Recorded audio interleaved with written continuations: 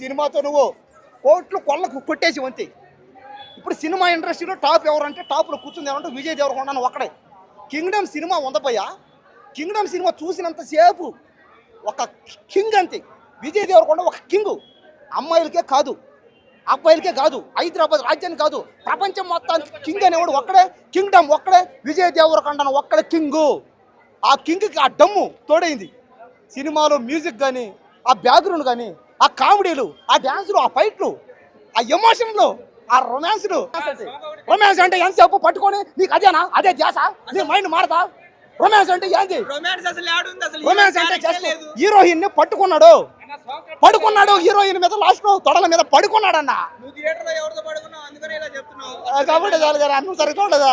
చూడటం మాడుతున్నాను ఇతను. సినిమా ఏముంది డైలాగులా, బీజిఎం పోయా, కుక్కలు చూడపోయా, పిచ్చోడు అయిపోయారు పోయా. సినిమా చూసి అందరూ పిచ్చోడు అయిపోయారు. విజయ్ అన్న గుండు కొట్టుకొని పిచ్చెక్కించాడు పోయా అందరికి. విజయ్ అన్న గుండు కొట్టుకొని మాకు పిచ్చెక్కించాడు పోయా సినిమాలో.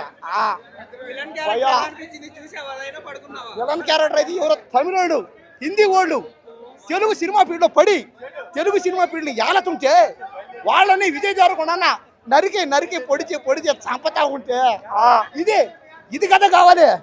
సినిమా కావాల్సింది ఇది. సినిమా అంటే ఇది. డ్యాన్స్లా తీసుకో, ఫైట్లా పెరుక్కో, రొమాన్స్లా లాక్కో. నీకేం కావాలి? సినిమా అడుగుడు అన్నాడు బాగాలేదని, ఏం కావాలి నీకు? వెండి తెర మీద చూసుకో, లాక్కో, ఏమన్నా చేసుకో, ఏదో ఒకటి చేసుకోండి. సినిమాని దయచేసి నెగిటివ్ చేయకండి.